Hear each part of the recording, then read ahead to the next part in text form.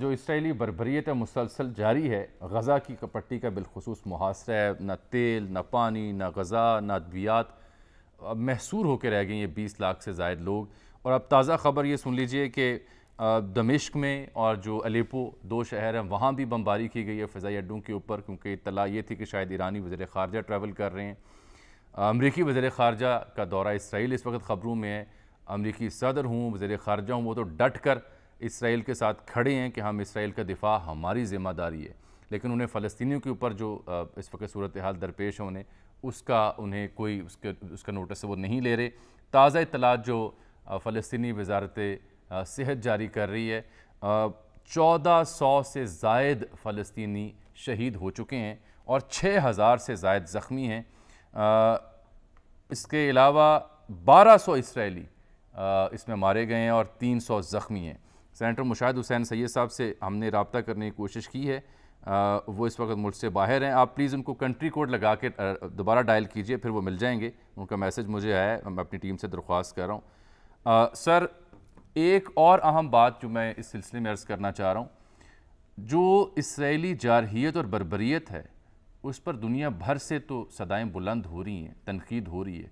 Israel का दूसरा या तीसरा सबसे मौकर और बड़ा अखबार हारेट्स, गो कि ये लेफ़्ट विंग है, वो भी इस पर खामोश रहने से कासिर है। वो बोल रहा है कि गज़ा की जो जंग है ये वर्स्ट ब्लंडर है ऑफ ऑल, और नेतन्याहू ने स्क्रू अप किया है अपने इक़्तिदार को तहफ़्फ़ुज़ देने के लिए। और उसी अखबार में एक और तज्ज़िया छपा जिसकी सुर्खी का मफ़हूम ये था कि गज़ा में खौफ की ये कैफ़ियत है कि अपने कदमों पर चंद सेकंड्स के लिए खड़ा रहना भी मुश्किल है। एक सहाफ़ी हैं जो ट्विटर यूज़ करते हैं, फ़लस्तीनी नौजवान गज़ा में, वो हर लम्हे ट्वीट के ज़रिए अपडेट करते हैं और हर लम्हे ये कह रहे हैं कि कौन जानता है कि अगली बारी मेरी हो। क्राउन प्रिंस जो है मोहम्मद बिन सलमान और ईरानी सदर, उनके बीच रब्ता हुआ। कल ये खुशाइन थी जब से सऊदी ईरान ताल्लुकात बहाल हुए, इसको बड़ा खुशाइन समझा जा रहा था। लेकिन सर, मेरा सवाल फिर वही कि जहाँ अमेरिका ठोक के डट के खड़ा हो गया, वहाँ आलम इस्लाम कहाँ है, OIC कहाँ है, पाकिस्तान कहाँ है, और हम कर क्या सकते हैं इन दुश्वारियों के बावजूद? बहुत मुश्किल सूरत हाल है और हमें पूरी तरह फ़लस्तीनी अवाम के साथ खड़ा होना चाहिए, पूरे आलम इस्लाम को भी। और फिर इस वक्त तो जो रूस और चीन जो हैं वो एक आलमी ताकतें हैं, उनको भी अपना किरदार अदा करना चाहिए। देखिए, अमेरिका ने बार बार आलमी कवानीन की ख़िलाफ़ वर्जी की है। आज अमेरिका इसराइल के पुष्ट पे खड़ा है, लेकिन इसराइल उसको जो फ़लस्तीनी जो हैं उनका खून जो है वो सुर्ख दिखाई नहीं देता, उनके मसाइब उसको नज़र नहीं आते। तो कितना, और अमेरिका ने इराक़ पर हमला किया, गैर कानूनी हमला किया, अक़वाम मुत्तहिदा की करारदादों के अलर्रग़ मामला किया, फिर शाम में जो सूरत हाल बर्पा हुई, लीबिया में जो कुछ हुआ, यानी एक, और अफ़गानिस्तान में जिस तरीक़े से मामलात किए गए, तो एक तहस नहस कर दिया गया और एक पूरे आलम इस्लाम को तहबाला कर दिया गया।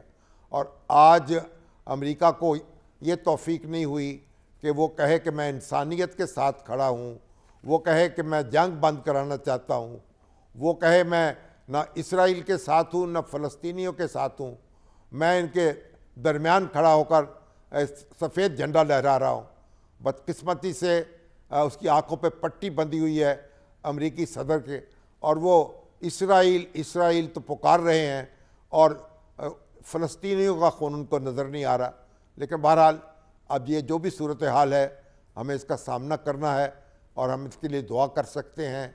और आलम इस्लाम जो है उसको अपना किरदार अदा करना चाहिए, उसके जंग बंदी की कोशिश भी करनी चाहिए। और फिर फ़लस्तीनी अवाम जिनके पास ना खुराक है, ना अद्वियात हैं, ना छत है, ज़ख्मी तड़प रहे हैं, हस्पताल टूट फूट गए हैं, दवाइयाँ मौजूद नहीं हैं, खुराक पहुँच नहीं रही है, तो ये जो क़यामत का मंज़र है, जो क़यामत बर्पा कर दी गई है, तो इसका कोई तो मुदावा करना पड़ेगा और हाथ रोकना पड़ेगा और अपना हाथ जो है उसको बढ़ाना पड़ेगा। ये तो हमारी तरफ देख रहे हैं, फ़लस्तीन के लोग भी देख रहे हैं और पूरी दुनिया भी देख रही है। और जो कुछ इस मामले में हम कर सकते हों वो हमें करना चाहिए। और पूरा OIC की जिम्मेदारी है, ईरान की, सऊदी अरब की, तुर्की की, पाकिस्तान की, कि वो सर जोड़कर बैठें और अपना किरदार जो है उसको बढ़ाएं।